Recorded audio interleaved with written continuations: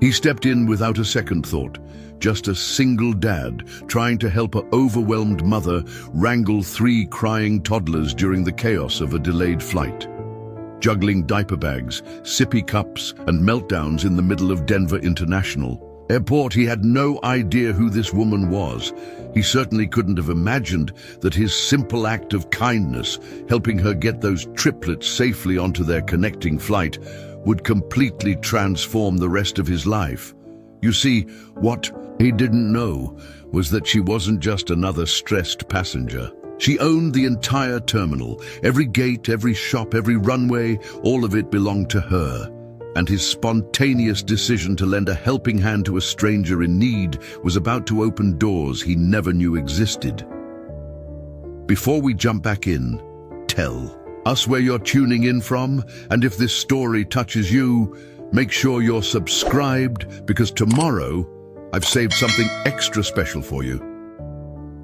Kennedy Scott had mastered the art of traveling light, but today felt different. Standing in the security line at Denver International Airport at 5:30 a.m., clutching a coffee that had already gone lukewarm and a boarding pass for a flight he wasn't entirely sure he wanted to take, Kennedy felt the weight of every decision that had brought him to this moment.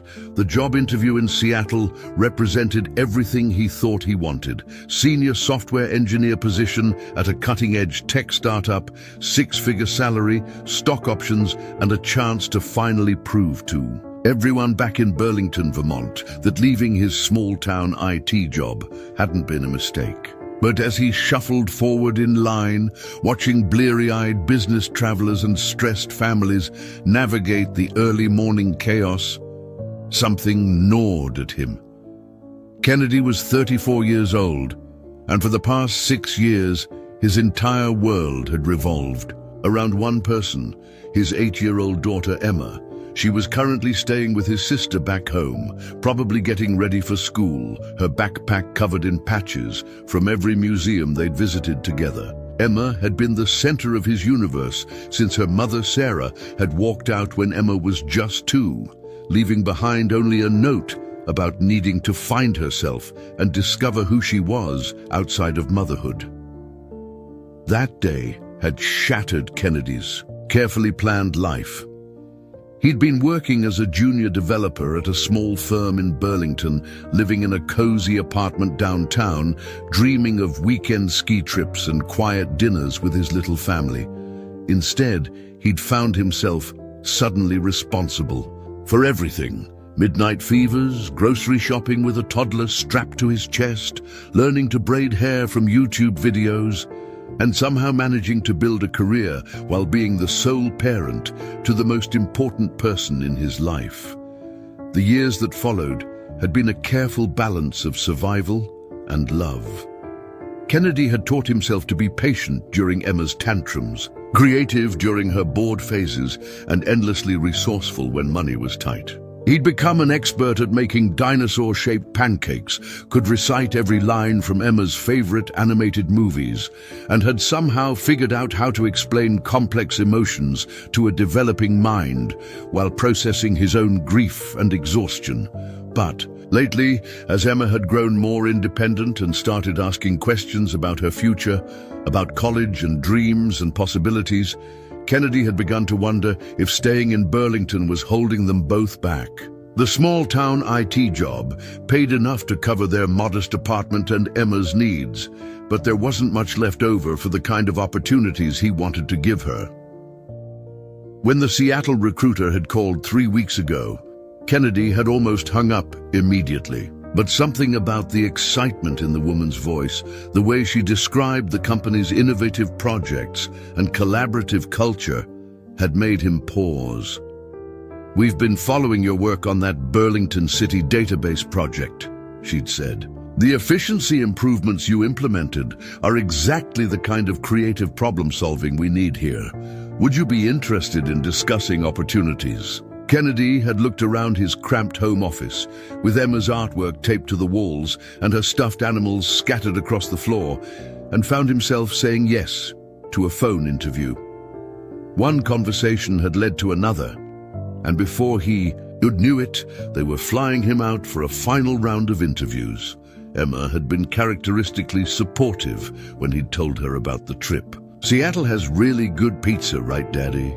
she'd asked, completely missing the magnitude of what this opportunity might mean for their lives. "And they have that big market with the fish guys." "Pike Place Market," Kennedy had confirmed, marveling at his daughter's ability to focus on the most important details. "Maybe we could visit sometime," she'd said casually, returning to her coloring book as if she hadn't just voiced the possibility that had been keeping Kennedy awake at night. Now, standing in the airport security line, Kennedy felt the familiar weight of single parenthood pressing against his chest. Every major decision in his life had to be filtered through one question: what was best for Emma? Moving to Seattle would mean better schools, more opportunities, and a salary that could actually build toward her future. But it also meant leaving behind the only community Emma had ever known, the neighbors who had watched her grow up, and the small-town stability that had been their anchor through the chaos of those early years. Kennedy's phone buzzed with a text from his sister. "Emma's having cereal for breakfast and asking when you'll be home. Flight going, okay?" He typed back quickly, still on the ground. "Tell her I'll bring her something cool from Seattle." As he approached the security checkpoint, Kennedy caught sight of his reflection in the glass partition. He looked tired, which wasn't unusual, but there was something else in his expression. A mixture of hope and terror that he recognized from every major transition in his life. The same look he'd worn when Emma took her first steps, when she'd started kindergarten, when she'd lost her first tooth and asked if the tooth fairy knew that it was just the two of them now. The security agent glanced at his boarding pass and driver's license, comparing the information with the practiced efficiency of someone who'd done this thousands of times. "Traveling for business or pleasure, Mr. Scott?" "Business," Kennedy answered, though the word felt inadequate for what this trip really represented. "Safe travels," the agent said, handing back his documents. Kennedy collected his laptop bag and shoes on the other side of security, checking his phone for the gate information. Flight 447 to Seattle, departing from gate B23. As he walked through the concourse, past coffee shops and newsstands already bustling with early morning travelers, Kennedy tried to imagine what his life might look like in 6 months. Would he be making this same walk as a routine commute? Would Emma be settling into a new school, making new friends, building a life in a city they'd only visited once? The truth was, Kennedy had been fighting a growing sense of restlessness for months. He loved Burlington, loved the community they'd built there, but he couldn't shake the feeling that he was playing it safe at the expense of bigger possibilities. Emma deserved more than just stability. She deserved adventure, opportunity, and a father who wasn't afraid to take calculated risks for their future. But as he approached his gate and saw the departure board showing a 30-minute delay, Kennedy felt his carefully constructed confidence beginning to waver. What if he was making a mistake? What if uprooting Emma's life for his own ambitions was exactly the kind of selfish decision that had driven Sarah away? What if he was about to repeat his ex-wife's pattern of prioritizing personal dreams over parental responsibility? Kennedy found an empty seat near the gate and pulled out his phone, scrolling through the photos he always kept close. Emma at her school science fair, proudly displaying a volcano she'd built entirely by herself. Emma at the local swimming pool, grinning with missing front teeth after completing her first full lap. Emma asleep on the couch after a movie night, her head resting against his shoulder, completely trusting and safe.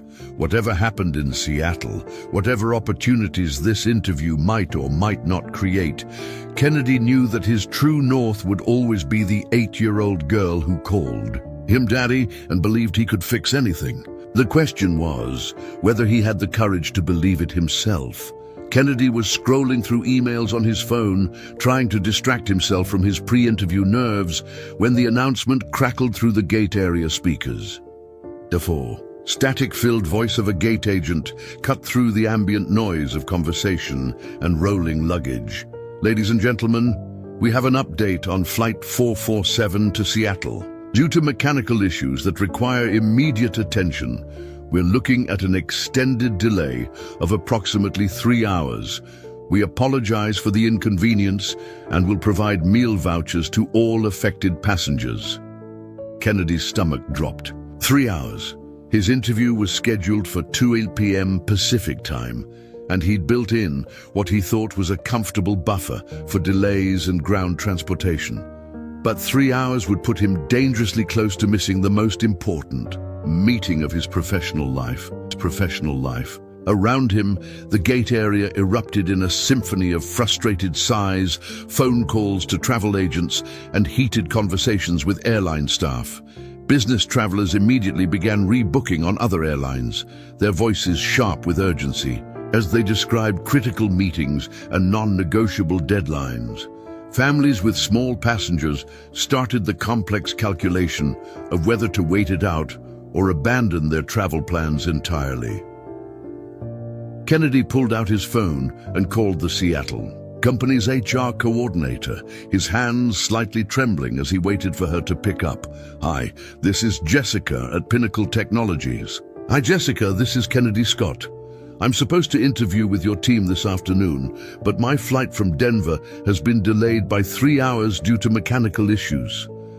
Preparing and narrating this story took us a lot of time, so if you are enjoying it, subscribe to our channel. It means a lot to us. Now back to the story."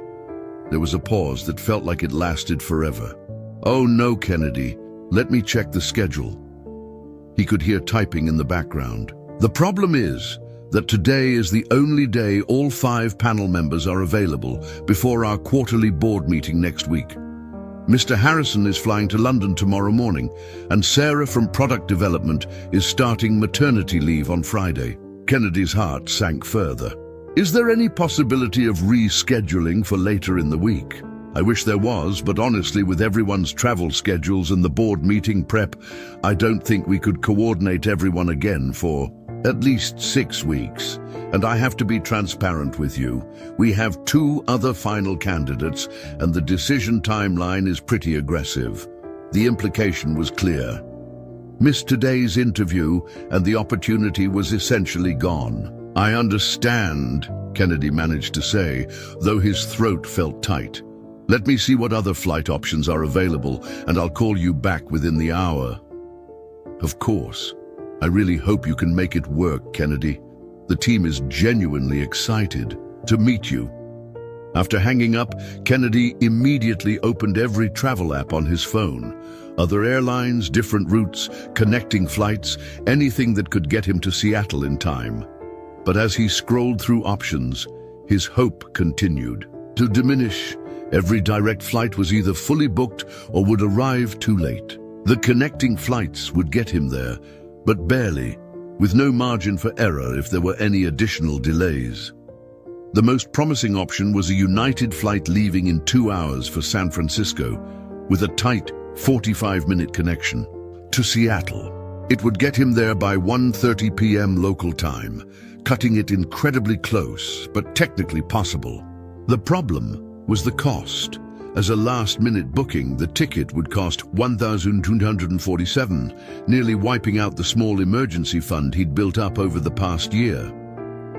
Kennedy stared at the booking screen, his finger hovering over the purchase button. That emergency fund represented months of careful budgeting, skipped dinners out, and saying no to Emma when she asked for things they couldn't afford. It was their safety net, the thing that let him sleep at night, knowing that if Emma got sick, or the car broke down, or any of a dozen other single-parent emergencies happened, they'd be okay.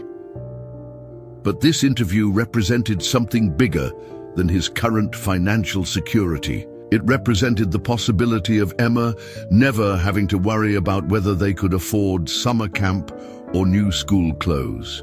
It represented college funds and family vacations and all the opportunities that a stable, well-paying job could provide. His phone buzzed with a text from his sister.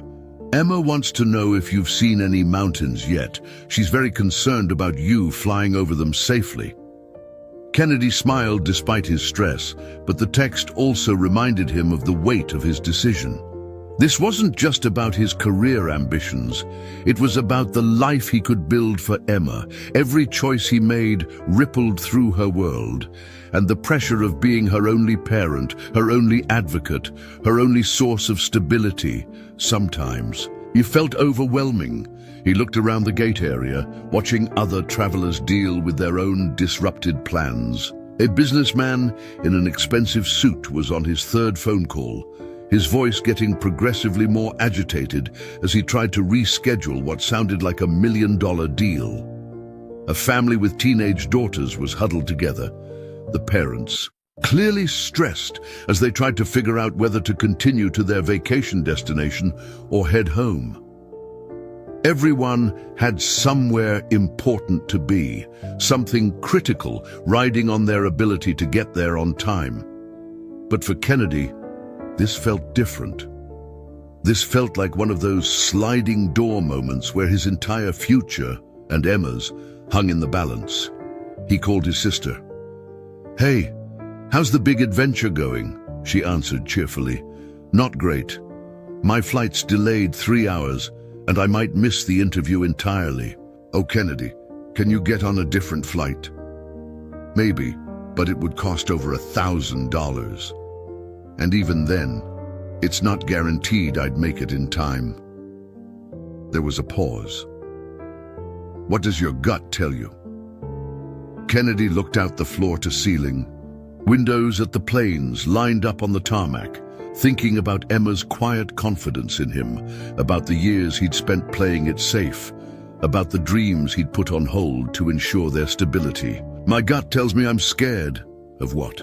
"Of making the wrong choice, of spending money we can't afford on a gamble that might not pay off, of disrupting Emma's life for my own ambitions, of..." He trailed off, not wanting to voice his deepest fear. "Of what, Kennedy?" "Of ending up like Sarah, of being so focused on what I think I want that I lose sight of what Emma needs." His sister was quiet for a moment. "Kennedy, do you know what Emma told me yesterday when I asked her what she wanted to be when she grows up?" "What?" "She said she wanted to be brave like her daddy. She said you taught her that being scared of something doesn't mean you don't do it. It just means you do it carefully." Kennedy felt his eyes water. Sometimes Emma's wisdom, filtered through her 8-year-old perspective, hit him harder than any advice from adults. "What would you tell Emma to do if she were in this situation?" His sister continued.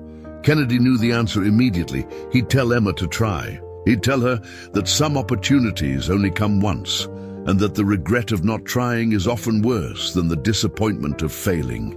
He'd tell her that they were a team, and that taking calculated risks for their future was part of being responsible, not reckless, but knowing what he'd tell Emma and having the courage to follow that advice himself were two different things. As he sat in the busy gate area, surrounded by the chaos of disrupted travel plans and disappointed passengers, Kennedy realized that this moment was about more than just getting to Seattle.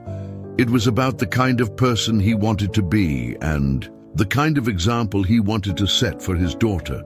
The question was, did he have the courage to bet on himself the way Emma always bet on him? Kennedy was still staring at his phone screen, finger hovering over the purchase button for the expensive alternative flight when he heard it. A sound that cut through all the ambient airport noise and went straight to his parental instincts. It was the distinctive cry of overwhelmed toddlers. Not just one, but multiple voices creating a chorus of distress that made every parent in the gate area turn their heads. About 20 feet away near the boarding desk, a young woman was struggling with what appeared to be an impossible situation. 3 identical toddlers, maybe 2.5 years old, were in various states of meltdown. One was sitting on the floor, tears streaming down her face as she clutched a stuffed elephant and wailed. Another was trying to climb out of a stroller while her mother attempted to wrestle her back in, and the third was standing beside a pile of scattered goldfish crackers, pointing at them and crying because they'd fallen. The woman, who couldn't have been more than 30, looked like she was one breath away from a complete breakdown herself. Her dark hair was escaping from what had probably started as a neat ponytail. Her white blouse had mysterious stains that Kennedy recognized as the inevitable result of traveling with small ones, and she was trying to juggle 3 different conversations. One with a gate agent, one on her phone, and one with her triplets. No, Sophia, we can't sit on the floor here," she was saying to the one with the elephant, while simultaneously telling someone on the phone, "I understand the delay, but we have a board meeting in Portland that absolutely cannot be rescheduled." Meanwhile, the gate agent was trying to explain something about seat assignments, while the third toddler, Kennedy could see her name tag said Maya, had now begun systematically dropping goldfish crackers one by one and watching them hit the ground. Kennedy's immediate thought was sympathy. He remembered those days with Emma when she was small and every public outing felt like an extreme sport. But this woman was dealing with 3 times the chaos, and she was clearly handling it alone. He could see other passengers glancing over with expressions ranging from sympathy to annoyance, but everyone was maintaining that careful distance that strangers keep in airports. The woman ended her phone call with visible frustration and crouched down to try to comfort the one sitting on the floor. "I know you're tired, sweetheart. Mama's tired too, but we need to get on the airplane to see Grandma, remember? Grandma, remember?" That's when Kennedy noticed the complication that was making everything worse. The gate agent was holding what looked like boarding passes and shaking her head apologetically. Kennedy couldn't hear the exact words, but he could read the situation. Something was wrong with their seat assignments. "Ma'am, I understand your frustration," the gate agent was saying, "but with the aircraft change due to the mechanical issues, we're operating with a smaller plane. Your original seats were configured for families, but this aircraft doesn't have the same layout. I can get you 3 seats, but they won't be together. 2 in row 12 and 1 in row 28. The woman's face went pale. "You want me to separate from one of my daughters? They're 2 years old. I can't be 30 rows away from one of them. I understand, but this is the best I can do with the current availability." Kennedy watched as the woman looked down at her 3 daughters, and he could see the moment her carefully held composure began to crack. The one with the elephant was still crying. Maya was now trying to eat a goldfish cracker off the floor, and the third daughter, who had been relatively calm, seemed to sense her mother's distress and started whimpering. Without thinking, Kennedy put his phone in his pocket and walked over. "Excuse me," he said gently to the gate agent. "I couldn't help but overhear. I'm traveling alone on this flight. Would it be possible to use my seat to help solve this family's seating situation?" The gate agent looked up, clearly surprised by the intervention. "Sir, are you sure? You're in 4A. That's a premium economy seat." "I'm sure," Kennedy said, then turned to the woman. "I'm Kennedy. I have an 8-year-old daughter, so I get it. Flying alone with little ones is tough enough without seating complications." The woman looked at him with a mixture of surprise, relief, and something that might have been suspicion. In her world, Kennedy would later learn, strangers rarely offered help without wanting something in return. "I'm Quinn," she said cautiously, "and these are Sophia, Maya, and Isla." She gestured to each triplet in turn. "Are you absolutely sure? I don't want to impose." "Not imposing at all," Kennedy said, crouching down to Sophia's level. She had stopped crying and was now staring at him with the intense curiosity that toddlers reserved for new people. "Hi, Sophia. I like your elephant. What's his name?" "Peanut," Sophia said quietly, holding the stuffed animal closer. "Peanut is A very good name for an elephant, Kennedy said seriously. Does he like to fly on airplanes? Sophia nodded, then whispered, but he gets scared. Well, you know what? When I was little, I had a stuffed bear named Captain Buttons, and he used to get scared on airplanes too. But then my dad taught me a secret about flying that made Captain Buttons feel much better. Want to know what it is? Sophia nodded eagerly, and even Maya had stopped dropping crackers to listen. Airplanes are actually really safe because they're driven by some of the smartest, most careful people in the world. And you know what else? When you're up in the clouds, you're closer to all the good things, like angels and birds and maybe even Santa Claus, depending on the time of year. Maya giggled, and Isla, who had been the calmest of the three, moved closer to hear better. But the most important thing, Kennedy continued, is that when Peanut gets scared, he just has to remember that he's got the bravest little girl in the world taking care of him. And brave girls like Sophia know that sometimes we have to do things that feel scary, but we do them because something wonderful is waiting on the other side. Quinn was staring at him now with undisguised amazement. How do you... you're really good with them. Kennedy stood up, smiling. 6 years of single dad training. You learn to speak fluent toddler pretty quickly when it's sink or swim. The gate agent, who had been watching this interaction with growing interest, cleared her throat. So, Mr. Scott, Kennedy Scott. Mr. Scott, if you're willing to move to seat 28E, I can put this family together in row 12, seats A, B, and C. It's actually a better configuration for traveling with multiple young passengers. Perfect, Kennedy said. Quinn looked like she might cry, but from relief rather than stress. I don't know how to thank you. This flight has been a disaster from the start, and you just... No thanks needed, Kennedy said. Just pay it forward, someday, when you see another parent struggling. As the gate agent printed new boarding passes, Kennedy helped Maya pick up the remaining goldfish crackers while Quinn gathered their scattered belongings. It was then that he noticed something that should have been a clue, but in the moment he was too focused on helping to pay attention. Quinn's phone kept buzzing with calls, and when she glanced at the caller ID, her expression grew tense in a way that suggested these weren't typical mom trying to travel calls. Everything okay? Kennedy asked, noticing her stress level rising again.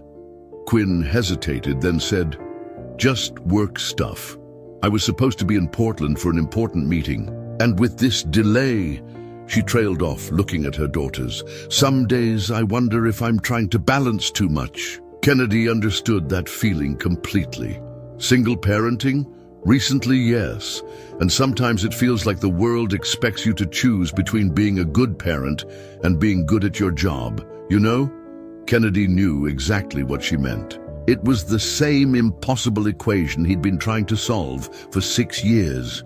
For what it's worth, he said, from one single parent to another, you're doing great.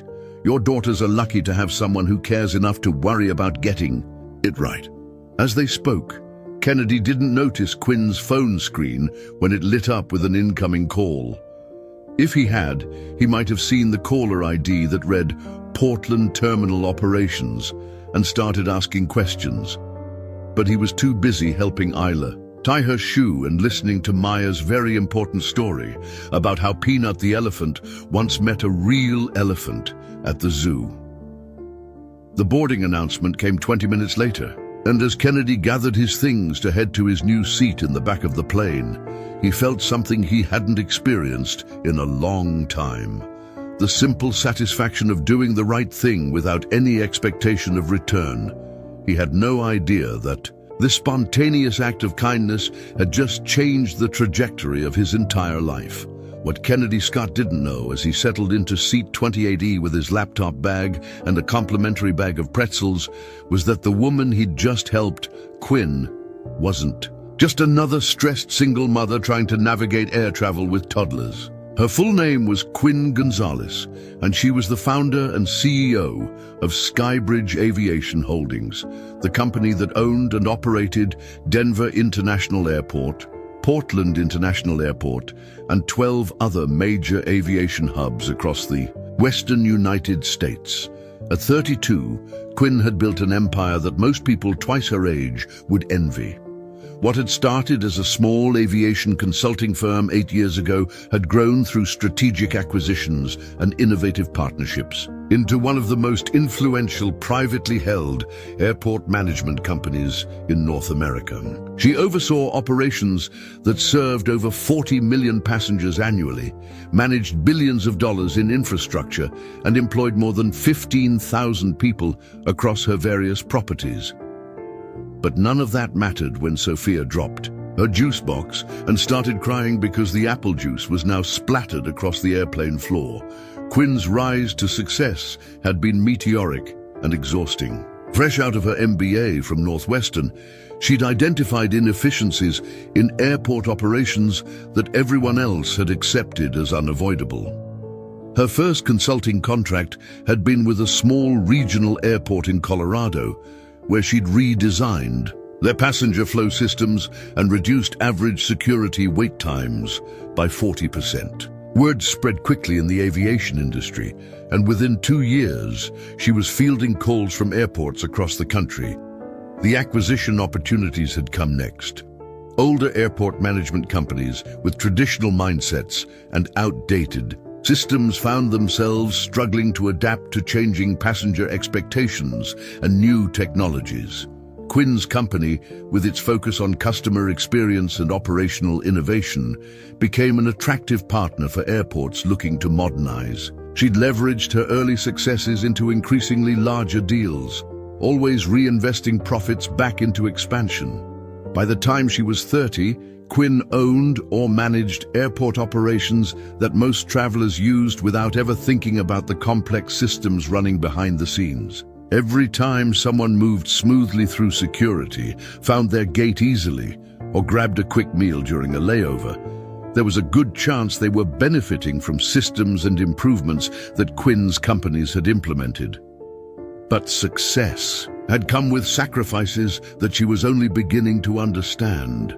3 years ago, Quinn had married David Chen, a fellow entrepreneur who ran a successful tech startup focused on logistics software. On paper, they were the perfect power couple, two ambitious, driven individuals who understood the demands of building companies and the rewards of taking calculated risks.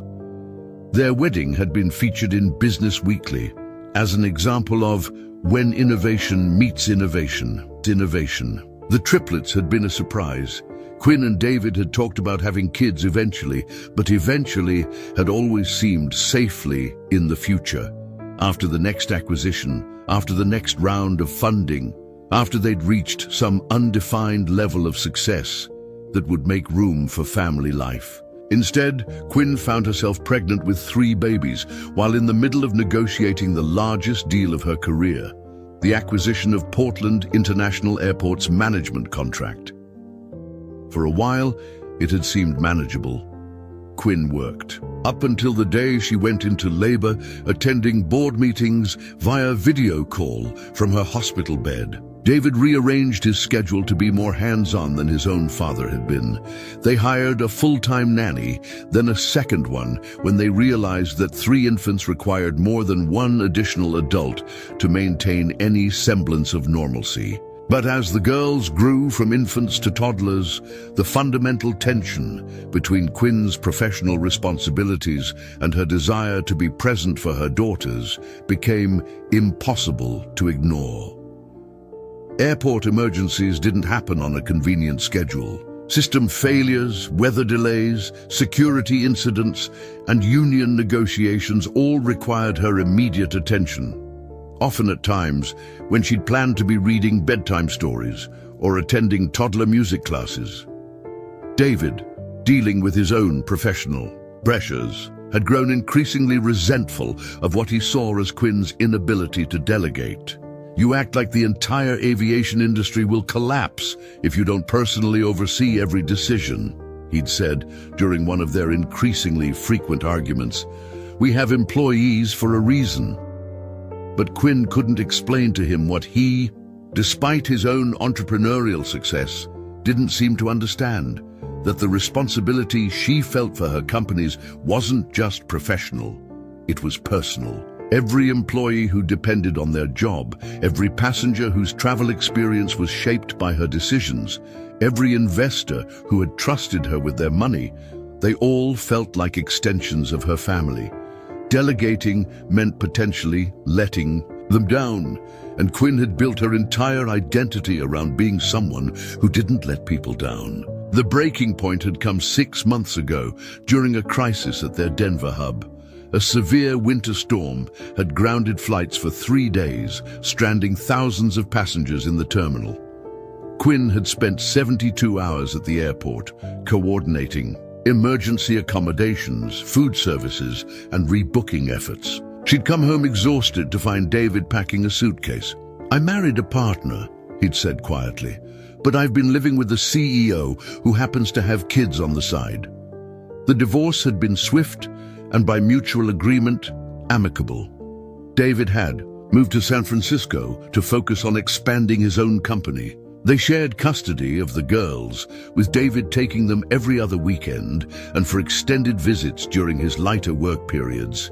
But the practical reality was that Quinn's schedule was more flexible than his, which meant she was the primary parent most of the time, which brought her to this moment, flying to Portland for an emergency board meeting about a potential acquisition that could expand her company's reach into international markets, while simultaneously trying to comfort Sophia, who had decided that airplane bathrooms were too scary to use, and Maya, who was insisting that Peanut the elephant needed his own seatbelt. The irony wasn't lost on Quinn that she owned the airport she'd departed from this morning, would own the airport she was flying to, and yet she felt completely powerless to control the chaos of traveling with 3 toddlers on a delayed flight. The phone calls that had been buzzing throughout the morning weren't just work calls, they were calls from board members, operations directors, and crisis management teams across her network of airports. A labor dispute in Seattle, a security system malfunction in Phoenix, and weather delays in Denver were all requiring her attention simultaneously. But every time she tried to focus on a conversation, one of her daughters would need something, and Quinn would find herself trying to negotiate million-dollar contracts while wiping apple juice off airplane seats. What struck her most about Kennedy's intervention wasn't just his kindness, though that had been remarkable, but his complete lack of expectation for anything in return. In Quinn's world, every gesture came with an agenda. Business partners helped each other because they wanted future favors. Employees went above and beyond because they wanted promotions. Even social interactions often felt transactional, as if everyone was constantly calculating the value of their relationships. But Kennedy had given up his premium seat, entertained her daughters, and offered genuine empathy without asking a single question about what she did for work or how he might benefit from knowing her. When was the last time someone had helped her simply because she needed help? As the plane taxied toward takeoff, Quinn looked back toward the rear of the aircraft, where Kennedy was probably settling in for the flight. He was reading something on his phone, occasionally glancing out the window, completely unaware that the woman whose day he'd just saved was responsible for the airport they were currently departing from. Her phone buzzed again with a call from her Portland operations director. "Quinn, I know you're in the air soon, but we need to discuss the Peterson Group's proposal before the board meeting. They're pushing for an answer by close of business today." Quinn glanced at her daughters, who were finally calm and starting to show signs of being ready for naps, then made a decision that surprised even her. "Marcus, I'm going to call you back after we land. Right now, I need to focus on being present for my daughters." She hung up and turned off her phone. For the first time in months, Quinn Gonzalez, CEO of a multi-billion-dollar aviation empire, was going to spend 2 hours thinking about nothing more complex than whether Sophia needed another snack and whether Maya's elephant was comfortable in his makeshift airplane bed. And it felt like the most important meeting she'd attended in years. The flight to Portland turned out to be one of the most peaceful 2 hours Quinn had experienced in months. With her phone turned off and her daughters finally settled, Sophia clutching Peanut while dozing against the window, Maya coloring in an activity book, and Isla quietly stacking goldfish crackers into elaborate towers, Quinn found herself in the unusual position of having nothing to do but think. She kept glancing toward the back of the plane, where Kennedy was sitting in the seat that should have been hers. Through the gap between seats, she could see him working on what looked like a presentation on his laptop, occasionally pausing to look out the window or jot notes in a small notebook. There was something about his focused calm that intrigued her.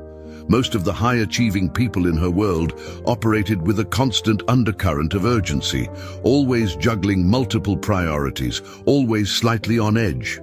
But Kennedy seemed settled, present, like he was exactly where he was supposed to be, even crammed into a middle seat in the back of the plane. When the flight attendant came by with drinks, Quinn made a decision that would have surprised anyone who knew her professionally. Instead of reviewing her notes for the Portland board meeting or returning the 17 missed calls on her phone, she unbuckled her seatbelt and walked toward the back of the aircraft. Kennedy looked up in surprise when she appeared beside his row. "Hey, how are the girls doing?" "Finally settled, thanks to you," Quinn said. "I wanted to properly thank you, and also, well, this might sound strange, but I wanted to ask you something." Kennedy closed his laptop partway, giving her his full attention. "Sure, what's up?" Quinn hesitated, then decided on honesty. "You said you're a single dad, and you mentioned you've been doing it for 6 years. How do you balance everything? The guilt, the constant feeling like you're not doing enough, the way every decision feels like it has enormous consequences." Kennedy studied her face, recognizing something in her expression that he'd seen in his own mirror countless times. "Sit down," he said, gesturing to the empty aisle seat beside him. "This conversation requires more than standing in an airplane aisle." Quinn glanced back toward her daughters, who were still contentedly occupied, then sat down. "I shouldn't be away from them for long." "They're fine," Kennedy said gently.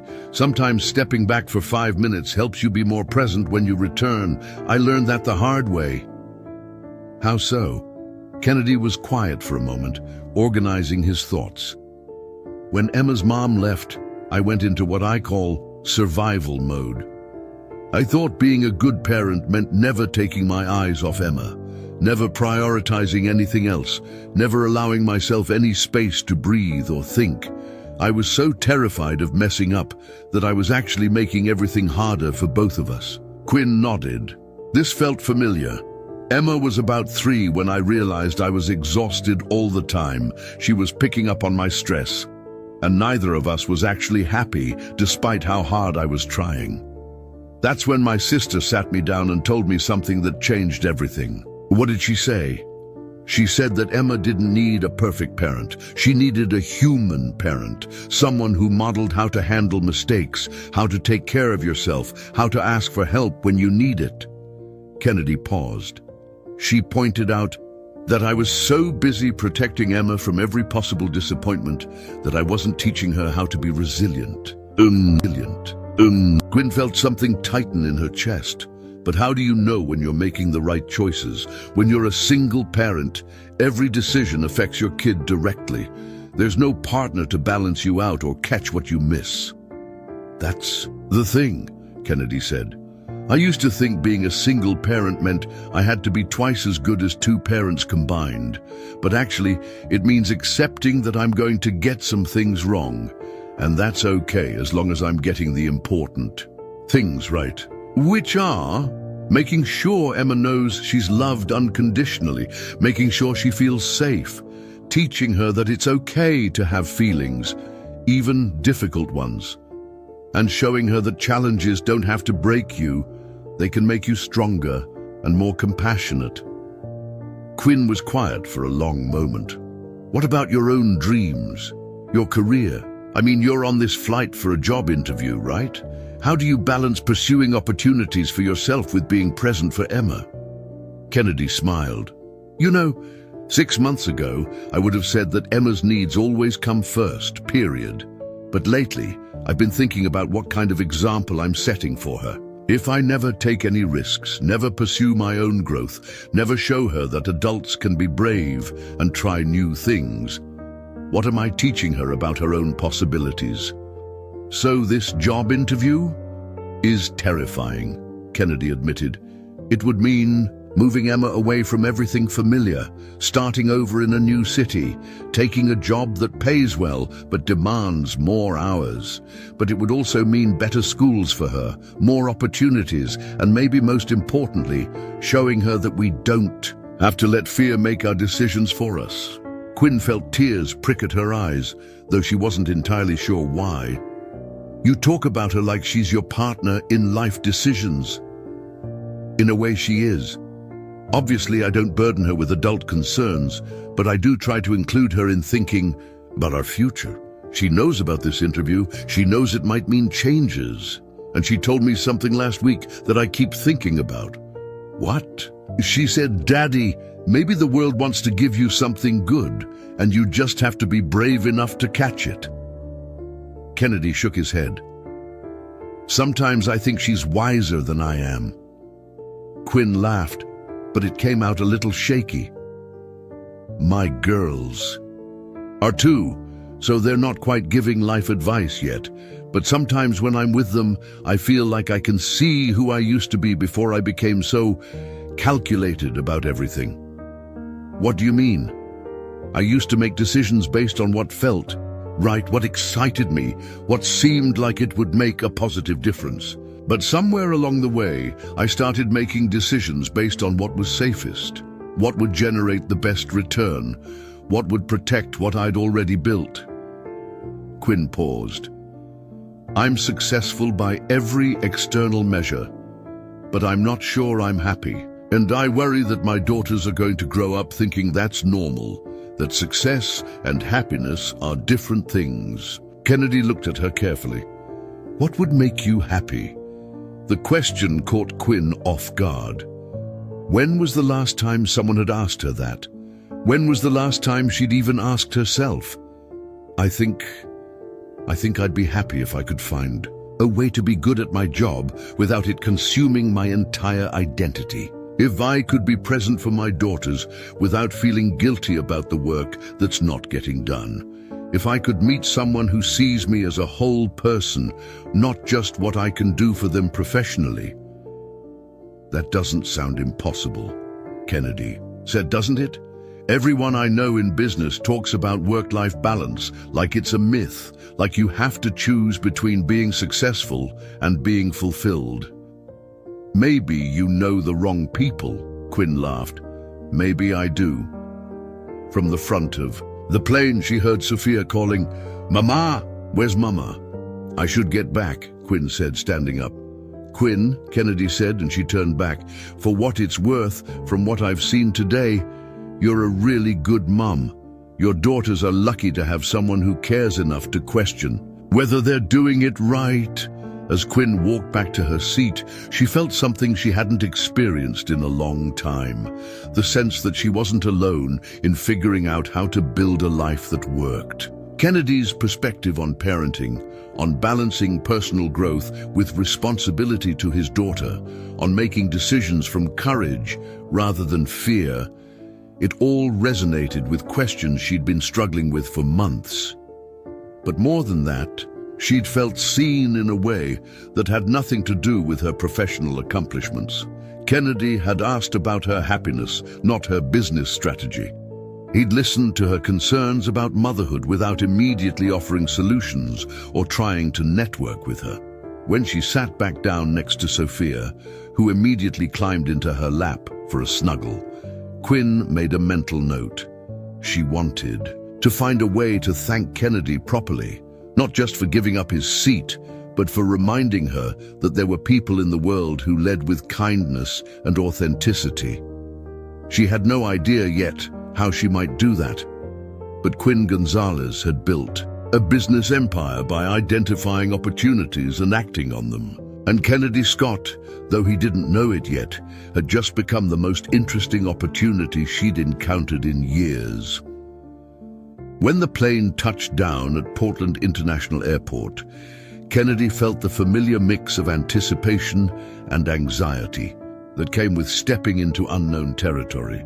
As passengers began gathering their belongings and shuffling toward the exit, he glanced at his phone. 12:45 p.m. local time. His interview at Pinnacle Technologies was scheduled for 2 p.m., which gave him just enough time to catch a rideshare to downtown Seattle if everything went perfectly. But as Kennedy stood in the aisle waiting for his turn to deplane, he realized that perfectly was a relative term. Gwyn was struggling to gather 3 toddlers, multiple bags, a stroller, and what appeared to be half the contents of a toy store scattered across their seats. Other passengers were growing visibly impatient as the line stalled, and Kennedy could see Gwyn's stress level rising by the second. Without thinking, he made his way forward through the crowd. "Here, let me help," he said, appearing beside their row, just as Maya decided she absolutely could not leave the airplane without retrieving a crayon that had rolled under the seat in front of them. "Kennedy, you really don't need to," Gwyn started, but he was already crouched down, fishing the crayon out while simultaneously entertaining Isla with a game of peekaboo to prevent her from joining Maya's meltdown. "Got it," he said, handing the crayon to Maya, who immediately stopped crying and smiled at him like he'd just performed magic. As they slowly made their way off the plane, Kennedy carrying Sophia while Gwyn managed the stroller and bags, he couldn't help but notice the deference with which airport staff treated Gwyn. A gate agent immediately approached to offer assistance. Ground crew members nodded respectfully as she passed. Even the usually harried-looking customer service representatives seemed to straighten up when they saw her. Kennedy assumed it was the kind of treatment any traveling mother with triplets might receive. Extra courtesy from people who recognized a challenging situation. He had no idea that every single person working in this terminal was, technically, working for the woman walking beside him. "Mr. Scott?" a voice called out as they reached the main terminal. Kennedy turned to see a man in a crisp suit approaching with what looked like an airport employee badge. "I'm Marcus Chen from Terminal Operations. Ms. Gonzalez asked me to make sure you had everything you needed for your connecting travel." Kennedy blinked in confusion. "I'm sorry. I think there's been a mistake. I don't have a connecting flight. I need to get to Seattle for—" "Actually," Gwyn interrupted, shifting Isla to her other hip, "I took the liberty of making a phone call while we were deplaning. I hope you don't mind, but when you mentioned your interview timing during our conversation, I realized there might be a better solution than rideshare." Kennedy looked between Gwyn and Marcus, feeling like he'd missed several steps in a conversation. "I don't understand." Gwyn smiled, and Kennedy caught a glimpse of something in her expression, a confidence and authority that seemed at odds with the frazzled single mother he'd been helping all morning. "Portland has an excellent helicopter shuttle service to Seattle. It's faster than driving, and given your interview timing, I thought it might be helpful." "A helicopter?" Kennedy's eyes widened. "I can't afford—" "It's handled," Gwyn said simply. "Consider it a thank you for helping us today." Kennedy stood in the middle of the bustling terminal, holding Sophia while Maya tugged at his pants leg and asked if helicopters were loud. Nothing about this situation made sense. Who was this woman who could casually arrange helicopter transportation? With a phone call? And more importantly, why was she going to such extraordinary lengths to help a stranger? "Gwyn, I really appreciate the thought, but I can't accept something like that. It's too much."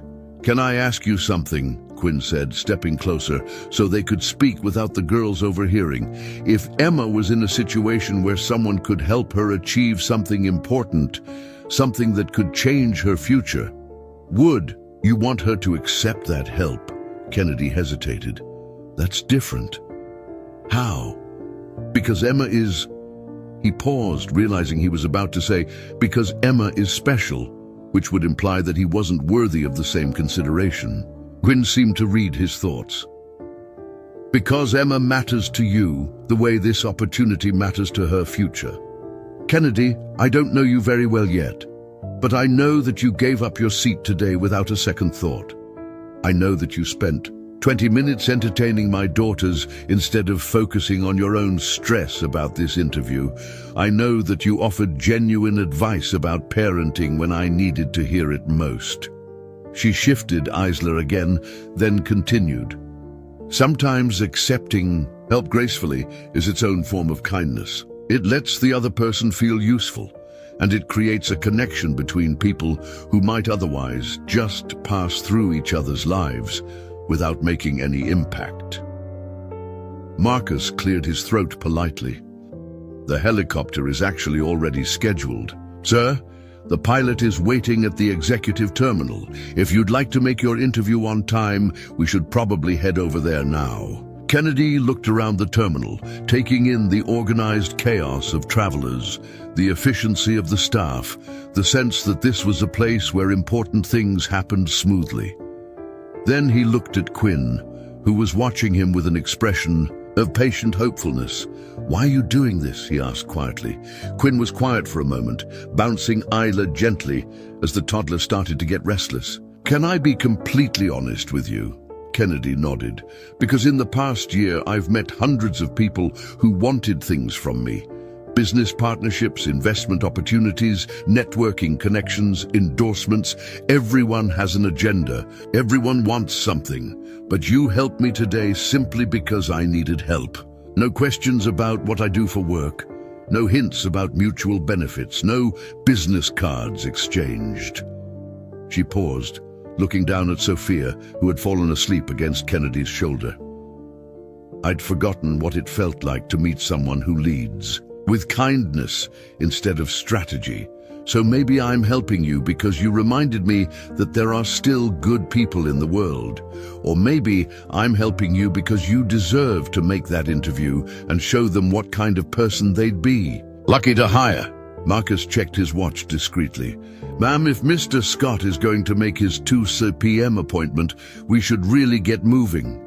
Kennedy felt Emma's voice in his head. "Maybe the world wants to give you something good, and you just have to be brave enough to catch it." "Okay," he said, surprising himself, "but on one condition." "What's that?" "You give me your contact information so I can properly thank you for this, and so I can let you know how the interview goes." Quinn smiled. The first genuinely relaxed smile Kennedy had seen from her all day. "Deal." As Marcus led them toward the executive terminal, Kennedy found himself in the surreal situation of walking through restricted airport areas he'd never known existed. They passed through security checkpoints where guards waved them through with respectful nods, took elevators that required special key cards, and finally emerged onto a tarmac where a sleek helicopter waited with its rotors slowly spinning. "This is incredible," Kennedy said, still carrying Sophia, who had woken up and was staring at the helicopter with wide-eyed wonder. "Helicopter!" Maya shouted with delight. "It's like a giant flying toy!" The pilot, a professional-looking woman in her 40s, approached with a warm smile. "Mr. Scott, I'm Captain Rodriguez. We'll have you in Seattle in 45 minutes. Are you ready for your adventure?"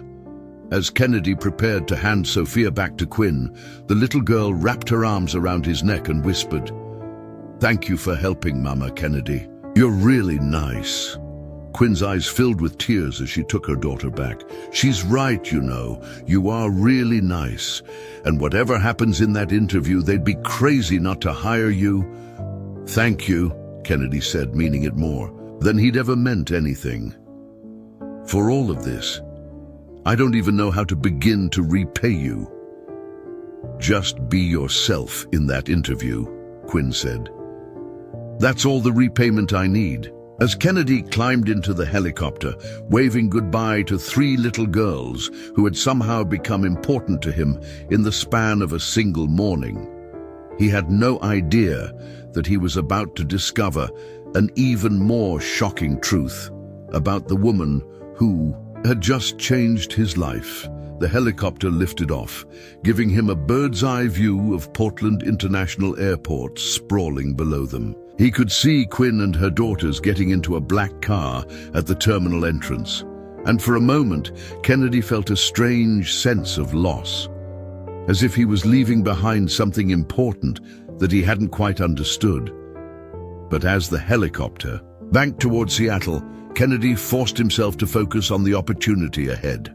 Whatever this interview brought, whatever this job might mean for his and Emma's future, it was happening because a stranger had chosen to be extraordinarily kind to him.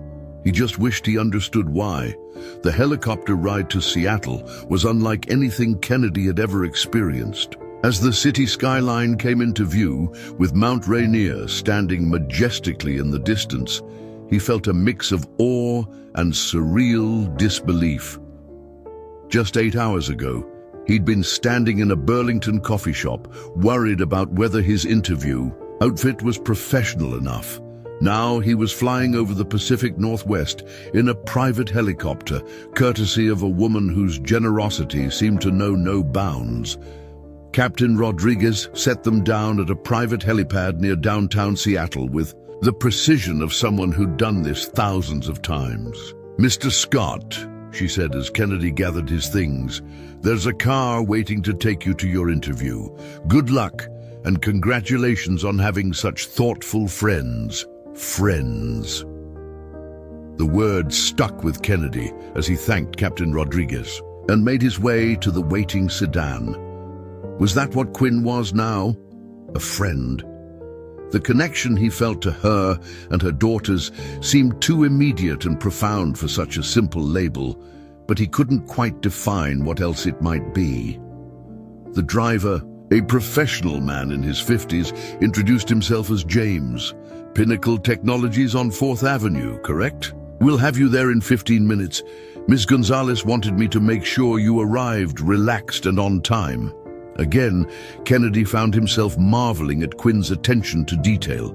She'd thought of everything: transportation, timing, even his state of mind. But beneath his gratitude was a growing sense of unease. This level of coordinated assistance felt almost institutional, as if Quinn had resources and connections that went far beyond what a typical single mother, even a successful one, might possess. Pinnacle Technologies occupied the top 3 floors of a gleaming downtown tower. As Kennedy rode the elevator to the 32nd floor, he tried to push thoughts of Quinn aside and focus on the opportunity ahead. But it was difficult to concentrate when his morning had been so extraordinary that the high-stakes job interview now felt almost mundane by comparison. The Pinnacle reception area was everything Kennedy had imagined. Floor-to-ceiling windows overlooking Elliott Bay, modern furniture that probably cost more than his monthly rent, and a reception desk that looked like it belonged in a spacecraft.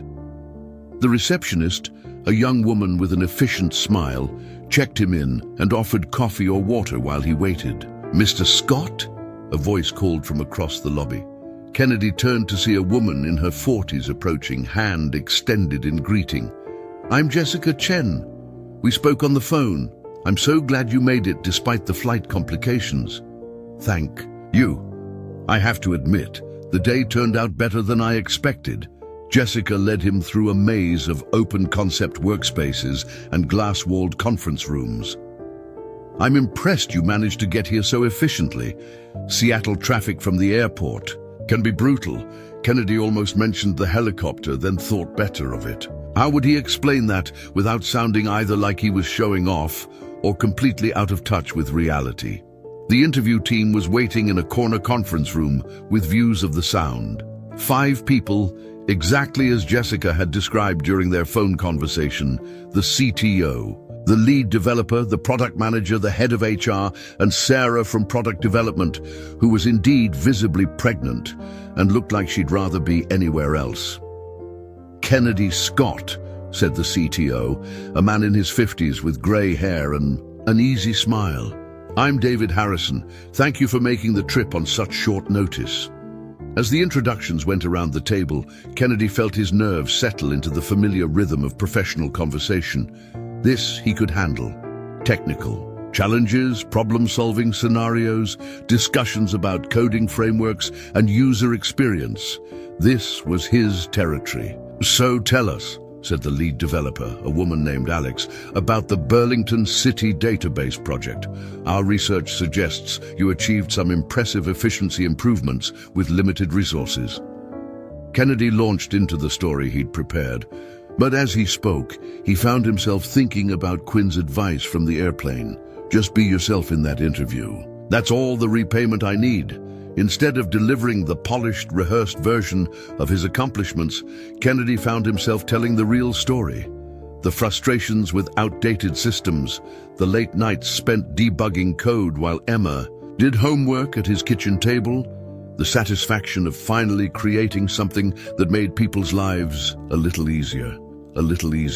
The city clerks were spending 4 hours a day on data entry that should have taken 30 minutes, he said.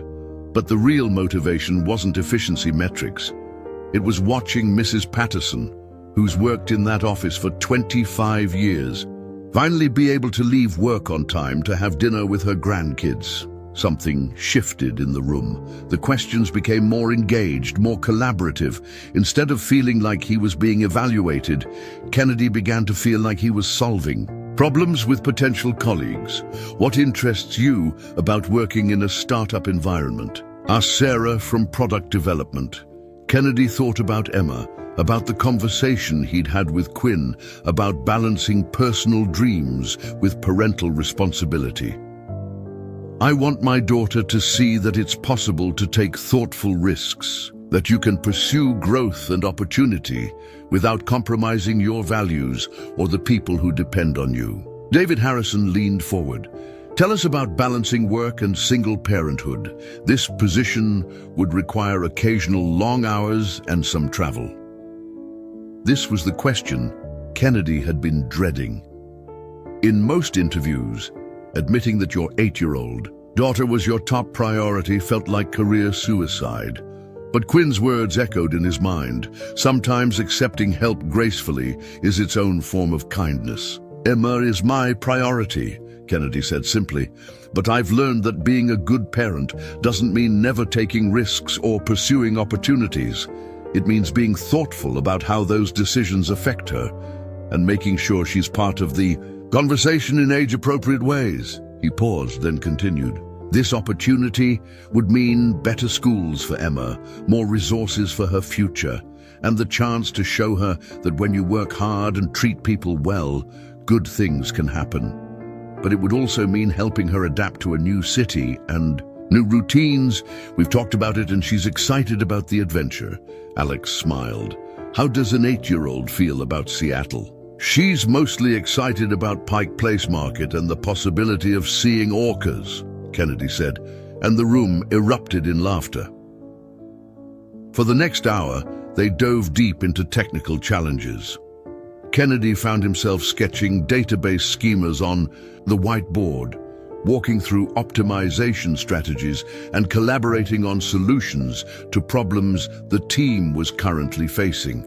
It felt less like an interview and more like the kind of work session he'd always hoped to be part of. "One final question," David Harrison said, as the formal interview began to wind down. "What questions do you have for us?" Kennedy had prepared a list, but in the moment only one question felt important. What kind of support does Pinnacle provide for employees who are balancing career growth with family responsibilities? Not just policies on paper, but the actual culture around those choices. Sarah from product development lit up. "That's actually one of the things I love most about working here. When I told David I was pregnant, his first question wasn't about maternity leave logistics. It was about how we could structure my role to set me up for success, both as a professional and as a new mom. We've learned that people do their best work when they feel supported as whole humans, not just as employees," David added. "Work-life integration is a real priority here, not just a buzzword." As the interview concluded and Kennedy shook hands, With the team, he felt something he hadn't experienced in years, the sense that he'd found where he belonged professionally. The technical challenges excited him. The team dynamic felt collaborative and supportive, and most importantly, he could envision Emma thriving in Seattle. Walking back through the lobby toward the elevator, Kennedy pulled out his phone to text Quinn. "Interview went better than I could have hoped. Thank you again for making this possible." Her response came back almost immediately. "I'm so glad. Can't wait to hear details. Girls are asking about nice Kennedy from the airplane."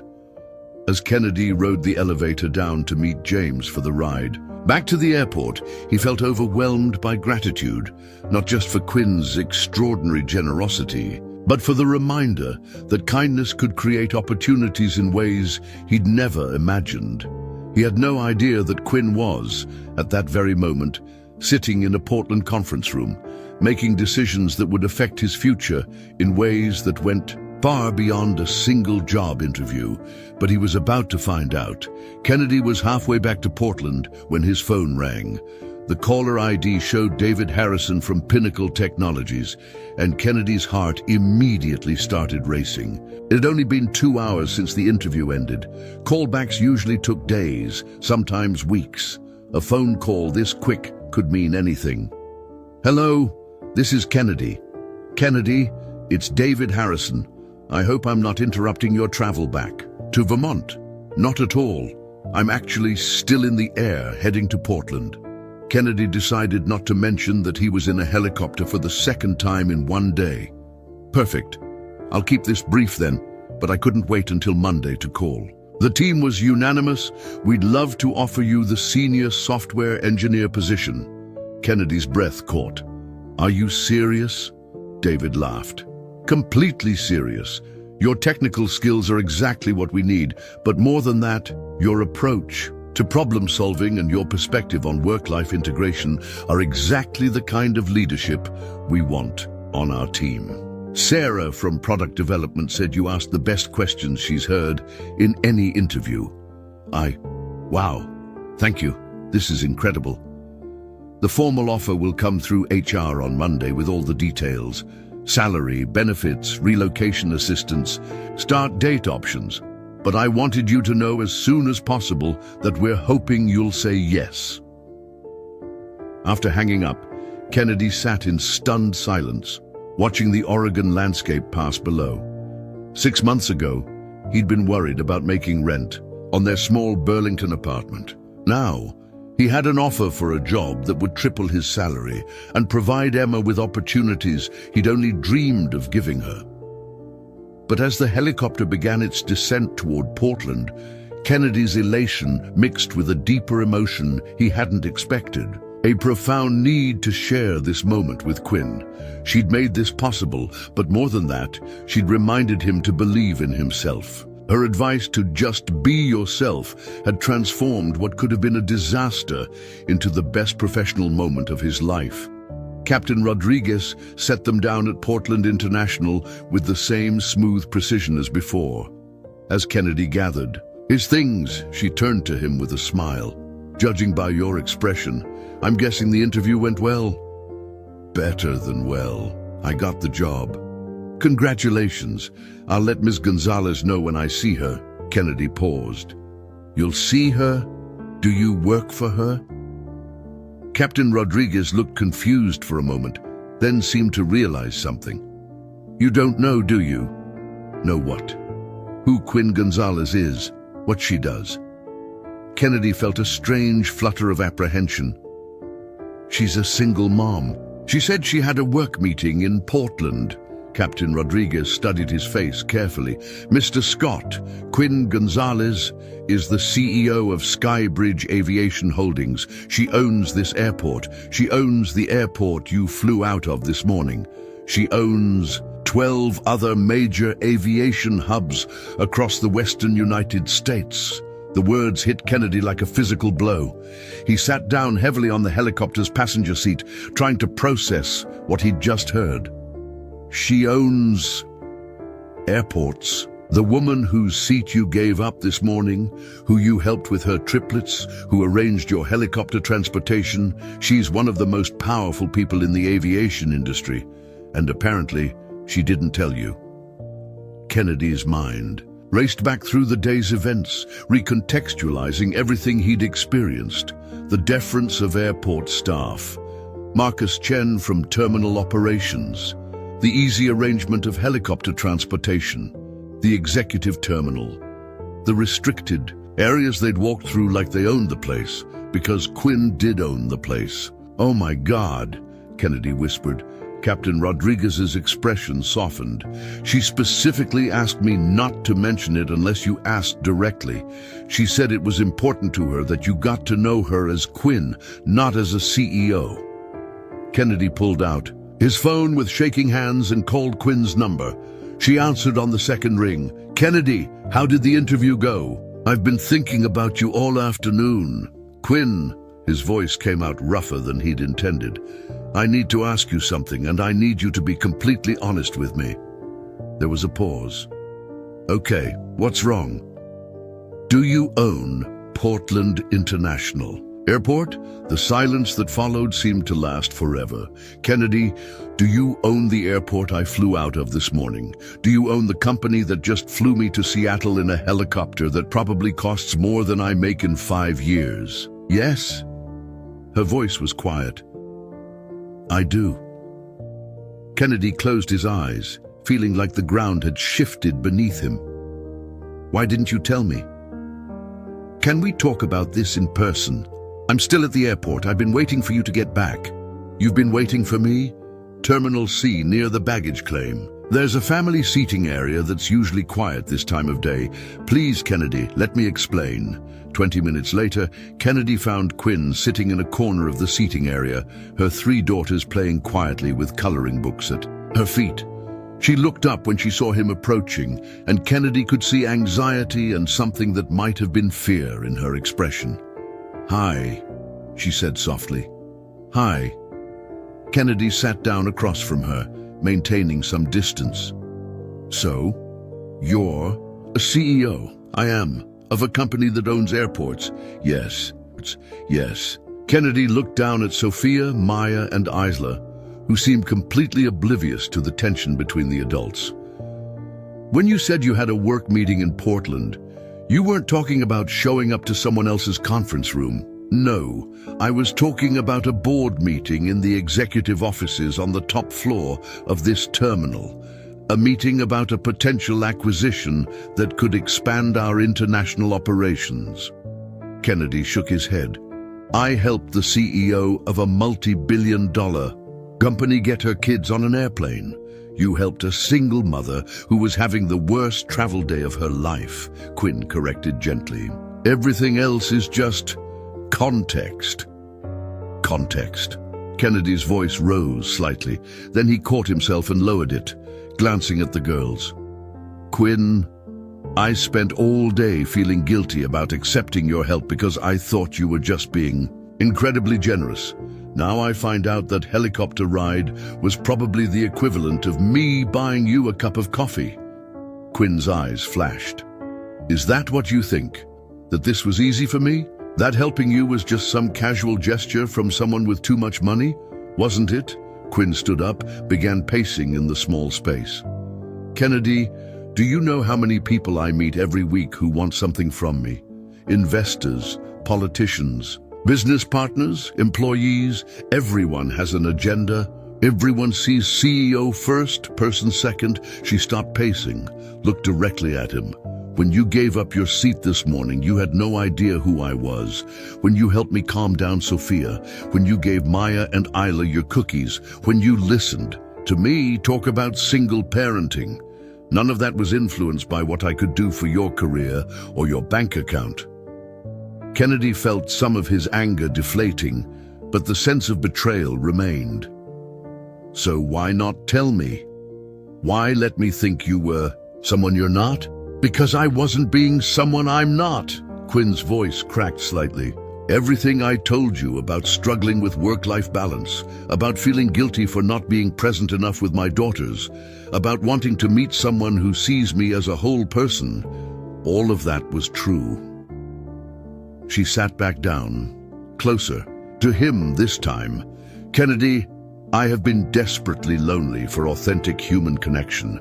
Do you have any idea what it's like to wonder if people like you for who you are or for what you can give them? Kennedy looked at her, really looked at her. He saw the same exhausted single mother he'd met this morning, but now he also saw the weight of enormous responsibility, the burden of never being able to turn off the part of her brain that was. Always calculating, always strategizing, always aware that her decisions affected thousands of people. When you arranged the helicopter, he said quietly, was that Quinn the person or Quinn the CEO? Both, she admitted. I have resources that most people don't have, and I wanted to use them to help someone who'd been kind to me. But Kennedy, the reason I wanted to help you had nothing to do with business. It was because you reminded me that there are still people in the world who lead with their hearts instead of their heads. Sophia looked up from her coloring book. Mama, why are you sad? Quinn wiped her eyes quickly. I'm not sad, sweetheart. I'm just talking to Kennedy about grown-up things. Are you still our friend, Kennedy? Maya asked, looking up at him with serious eyes. Kennedy felt his remaining anger dissolve completely. He knelt down to Maya's level. Yes, I'm still your friend. Sometimes grown-ups have to talk about complicated things, but that doesn't change how much I care about you and your sisters and your mama. He stood up, looked at Quinn. I got the job. Her face lit up despite the tears in her eyes. You did? Kennedy, that's wonderful. They called me on the way back. They want me to start as soon as possible. How do you feel about it? Kennedy considered the question. Terrified, excited, grateful. He paused. And confused about what this means for us. What do you want it to mean? Kennedy looked down at the three little girls who had somehow become important to him in the span of a single day, then back at Quinn, brilliant, powerful, vulnerable Quinn, who had reminded him that taking risks with an open heart was the only way to build a life worth living. I want it to mean that this isn't over, he said. I want it to mean that we figure out how to be friends, or whatever this is, without the complications of what you can do for me professionally. Quinn smiled through her tears. I'd like that too. But I need you to promise me something. What? No more helicopters unless I specifically ask for one. Quinn laughed, and the sound made Kennedy realize that whatever complicated dynamics they'd have to navigate, he wasn't ready to walk away from this connection they'd found. Deal, she said. But I reserve the right to arrange really good coffee. I can live with really good coffee. 3 weeks later, Kennedy was sitting in his nearly empty Burlington apartment, surrounded by cardboard boxes, and trying to explain to Emma why they were about to embark on the biggest adventure of their lives. The formal job offer from Pinnacle Technologies had exceeded even his most optimistic expectations. Not just in salary, but in the comprehensive relocation package, flexible work arrangements, and genuine commitment to supporting his transition as a single parent. So we're really moving to Seattle? Emma asked for the 5th time that morning, clutching her favorite stuffed animal and looking around at their familiar home with a mixture of excitement and uncertainty. We really are, Kennedy confirmed, taping up another box. Are you nervous? Emma considered this seriously. A little, but you said the new school has a really good science program, and there's a zoo with real elephants.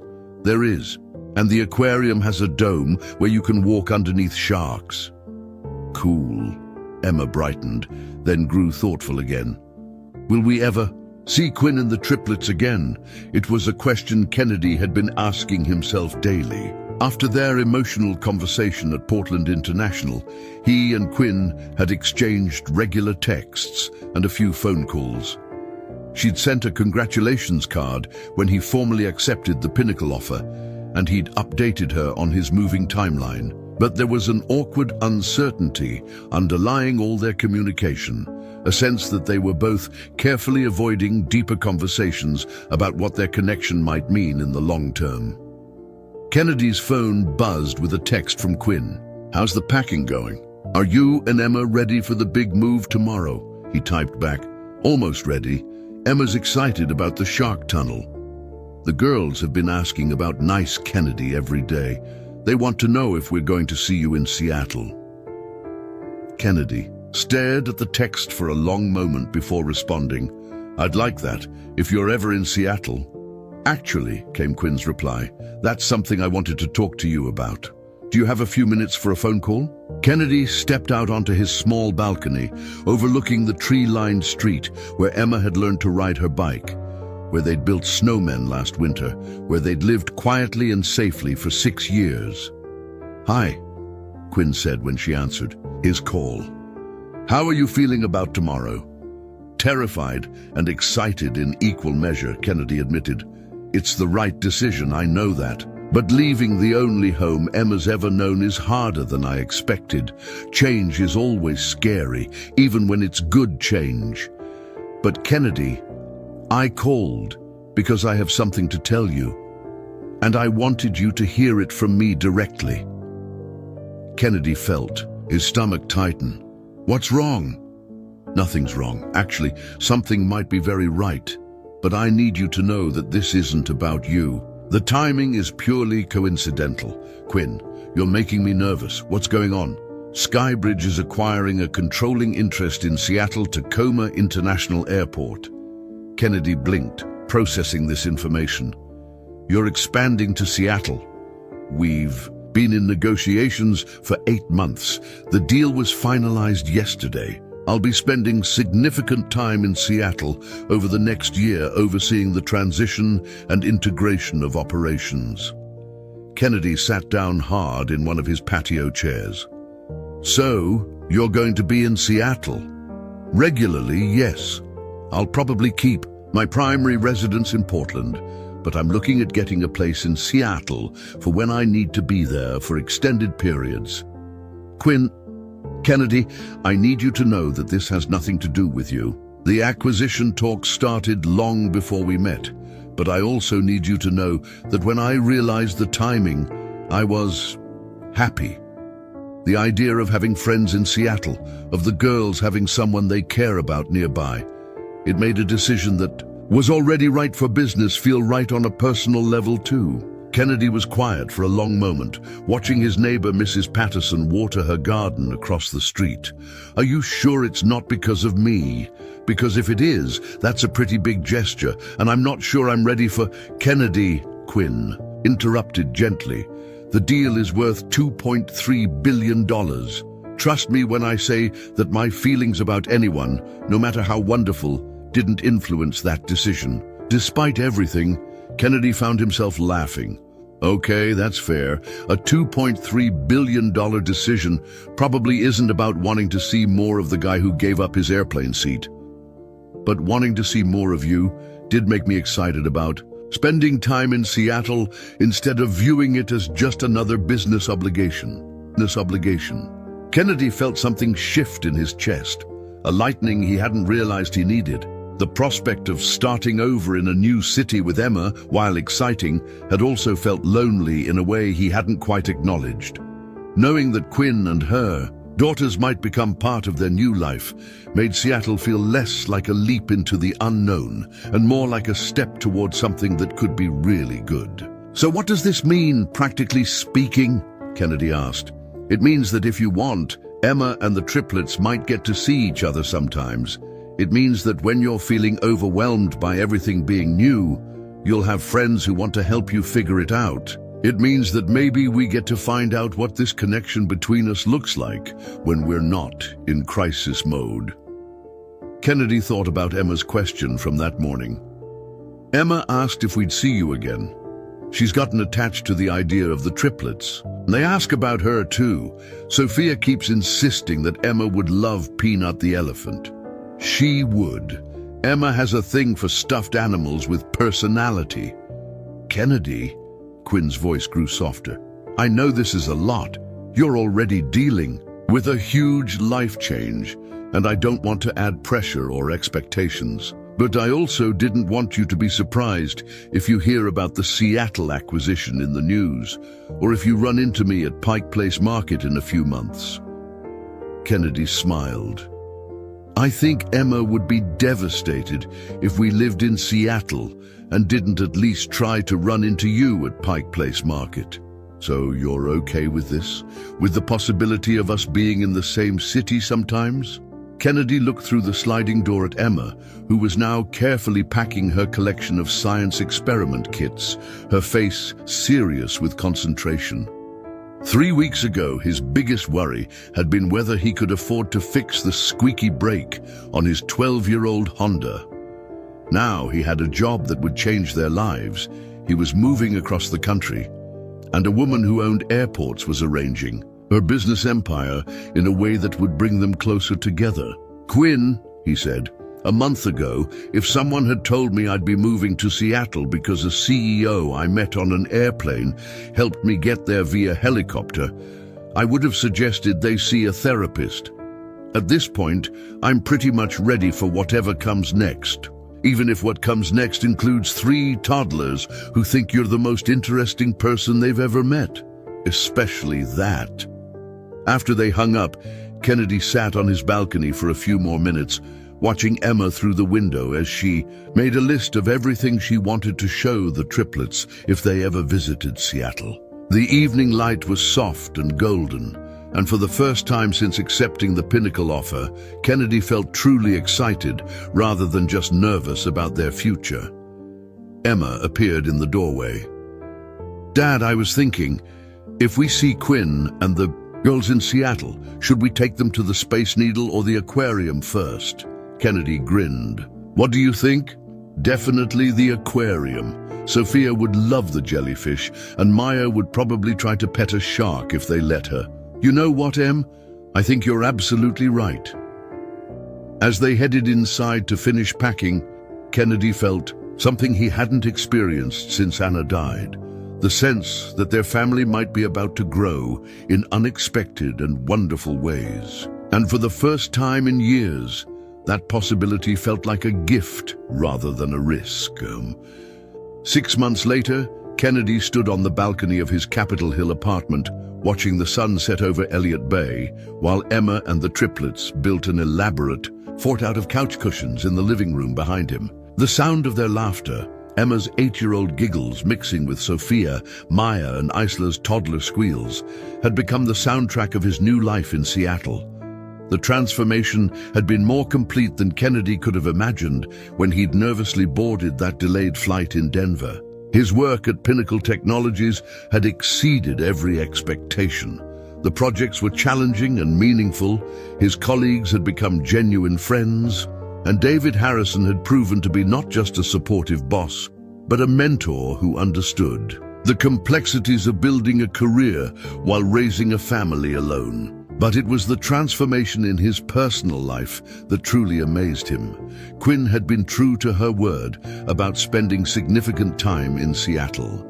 The acquisition of Seattle Tacoma International had required her presence 3 weeks out of every month for the first 4 months, and even now she maintained a small apartment downtown and visited regularly for operational oversight. What had started as business necessity had evolved into something that looked remarkably like 2 families choosing to build a life together. Kennedy, Emma called from inside. Maya is trying to put Peanut the elephant in charge of fort security, but Sophia says elephants can't be security guards because they're too nice. Tell them they need to negotiate a compromise, Kennedy called back, smiling at the familiar sound of diplomatic crisis in the living room. I think Peanut should be a consultant, came Isla's serious 3-year-old voice. Consultants help but don't make rules. Kennedy shook his head in amazement. Isla's vocabulary and reasoning skills never failed to surprise him. All 3 girls were remarkably bright, But Isla had a particular gift for problem-solving that reminded him strongly of Quinn. The sliding door opened behind him, and Quinn appeared with 2 cups of coffee, settling into the chair beside him with the easy familiarity that had developed over months of shared dinners, playground visits, and quiet evening conversations after the girls were in bed. "Successful fort negotiations?" she asked, handing him his coffee. "Peanut the elephant has been promoted to security consultant. Crisis averted." Quinn laughed. "That's definitely Isla's influence. She's been using business terminology ever since she heard me in a conference call last week."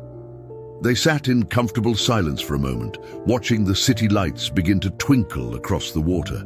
This had become their routine when Quinn was in town.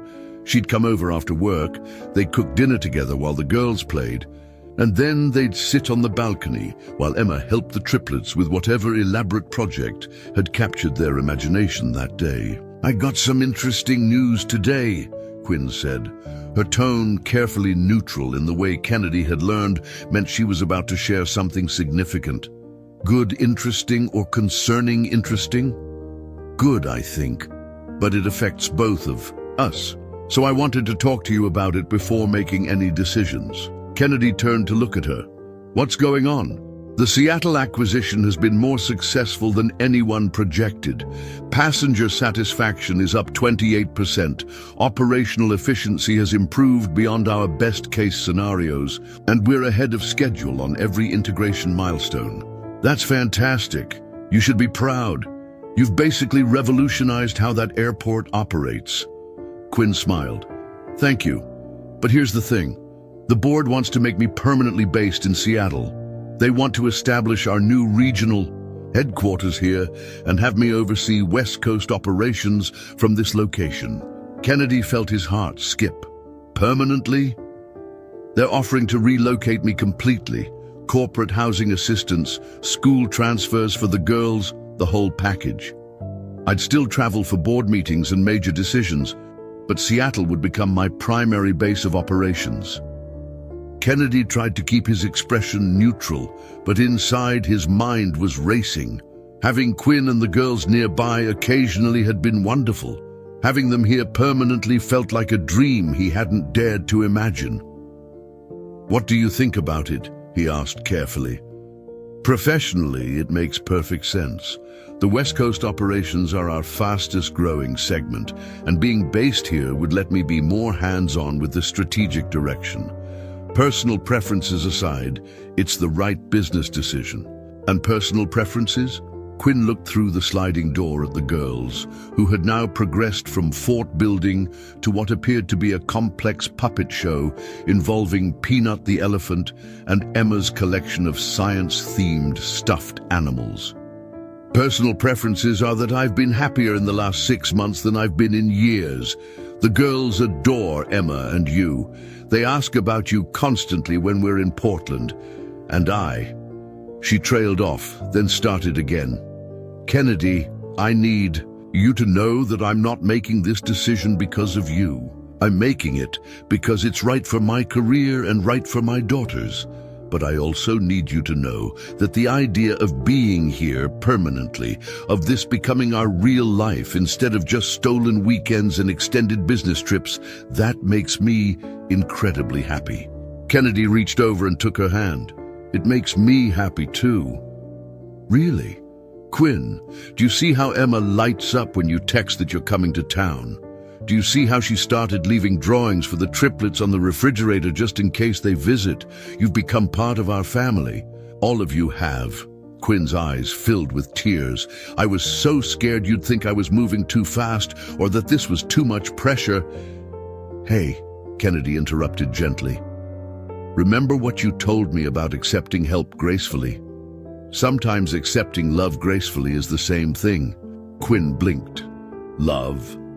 Kennedy felt his cheeks warm, but he didn't look away. "Yeah, love. The kind where your happiness matters to me as much as my own. The kind where Emma asks me every Sunday if Quinn and the girls are coming for dinner this week. The kind where I can't imagine our life here without you in it. Quinn was crying now, but smiling. "I love you too, both of you. I love how patient you are with the girls, how you make Emma feel like she's the most important person in the world, how you've taught me that kindness isn't weakness, and that letting people in doesn't mean losing control." From inside, they heard Emma's voice. "Dad, Quinn, you need to come see this right now. The girls taught Peanut how to do math." Kennedy stood up, extending his hand to Quinn. "Ready to go see some elephant? Mathematics?" "Always," Quinn said, taking his hand. As they walked back inside together, Kennedy marveled at how completely his life had changed. 6 months ago, he'd been a struggling single dad, worried about paying rent. Now he had a career he loved, a daughter who was thriving in her new school, and a woman who owned airports but still got excited about elephant puppet shows. "Dad," Emma said as they approached the couch fort, "I have a really important question." "What's that, sweetheart?" "When Quinn and the girls move here permanently, are we going to need a bigger apartment? Because I think Peanut is going to need his own room."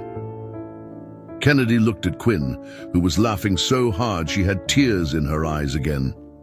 "You know what, Em? I think we're definitely going to need a bigger place." And as he watched Emma explain advanced mathematics to 3 very serious toddlers and 1 stuffed elephant, Kennedy realized that sometimes the best transformations are the ones you never see coming. The ones that start with a simple choice to be kind and end up reshaping everything you thought you knew about what family could look like. 1 year later, Kennedy stood in the same spot at Denver International Airport where this entire journey had begun. But everything about the moment was different.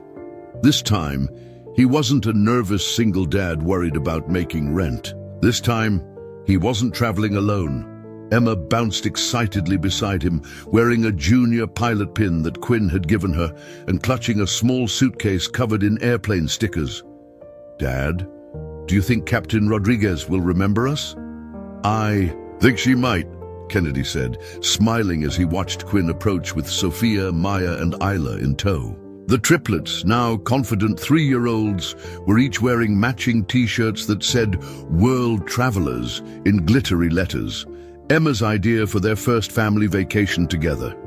"Flight 892 to Orlando is now boarding," came the announcement over the terminal speakers. Quinn reached them, slightly out of breath from herding 3 excited toddlers through the airport. "Everyone ready for Disney World?" "Are there really princesses there?" Sophia asked seriously, clutching Peanut the elephant. "Real ones," Emma confirmed, with the authority of a 9-year-old who had done extensive research.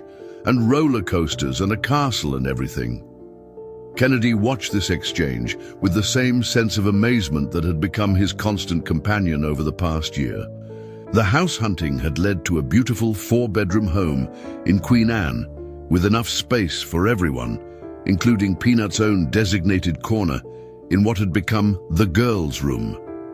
Quinn's permanent relocation to Seattle had been seamless, with the triplets transitioning to a wonderful Montessori school just 6 blocks from Emma's elementary school.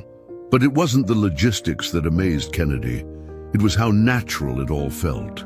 How Quinn's coffee mug had found its place next to his in the kitchen cabinet.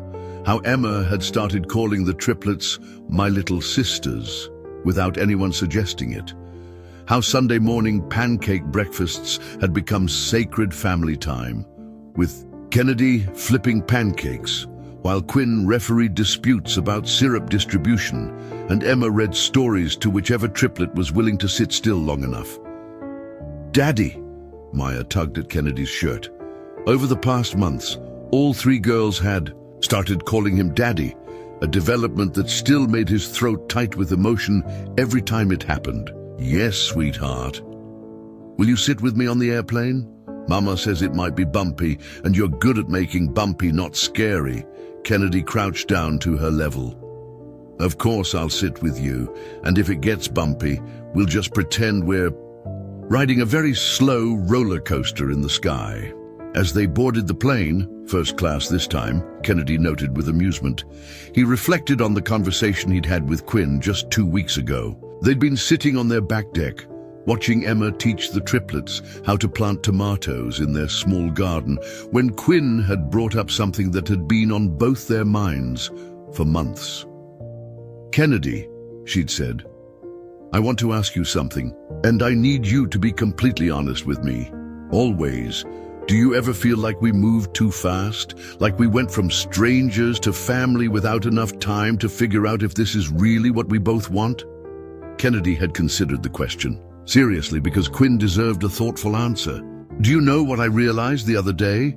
"What?" "We didn't move fast. We moved honestly. From the very first day, we were both exactly who we are. You were a single mom doing your best to balance everything. I was a single dad trying to do the same thing. Everything that's happened since then has just been us continuing to be exactly who we are, together."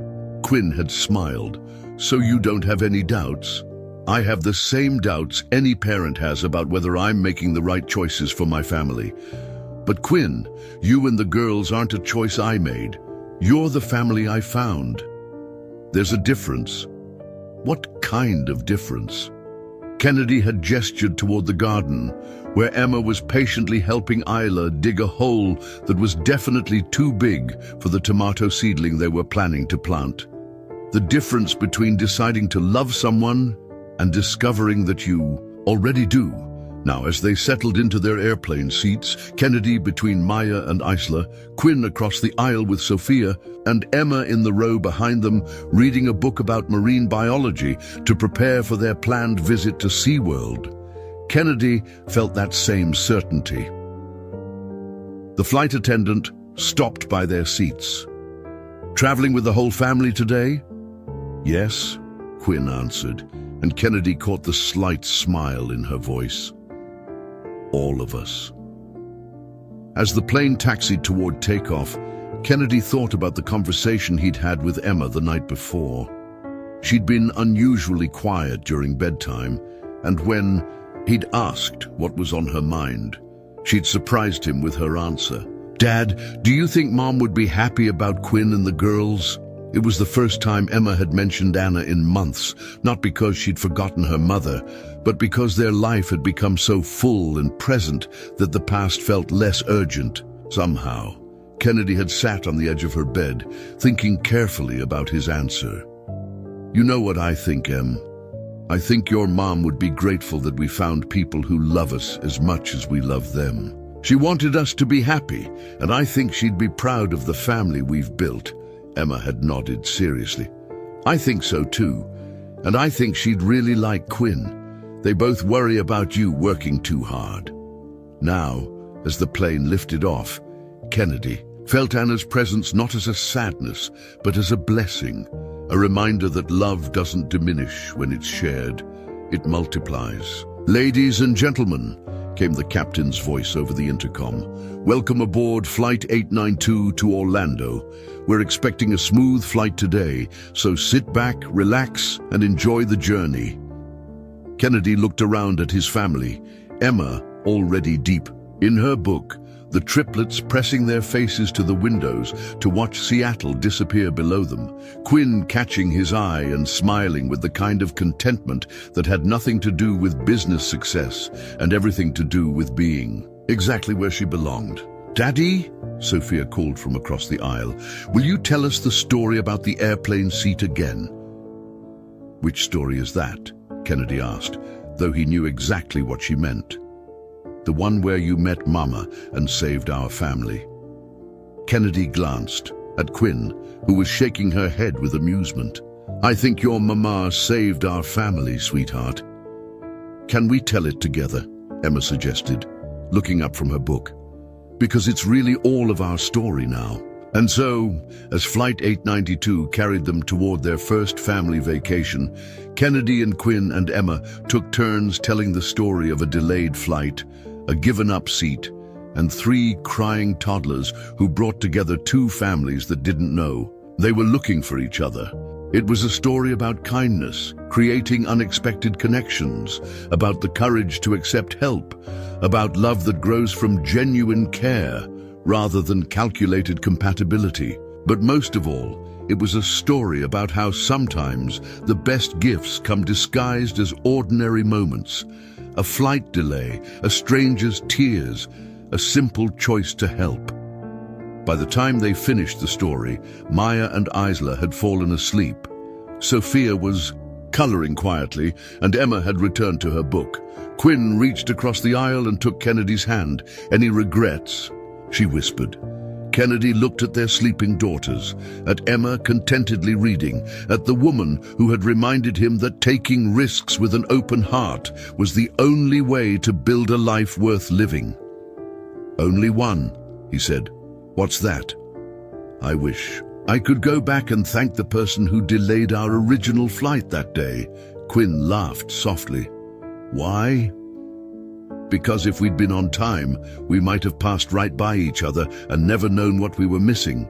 And as the plane carried them toward new adventures, Kennedy Scott, former struggling single dad turned beloved father of 4, closed his eyes and felt grateful for every delayed flight, every kind gesture, and every moment of courage that had led them to this extraordinary, ordinary, perfectly imperfect family they'd built together. Because the truth was simple. It had never been about the seat. It was about the choice to see someone who needed help and deciding without hesitation to be the person who helped them. And sometimes when you lead with kindness, the universe has a way of giving you back everything you never knew you needed. Up next, you've got 2 more standout stories right on your screen. If this one hit the mark, you won't want to pass these up. Just click and check them out. And don't forget to subscribe and turn on the notification bell so you don't miss any upload from us.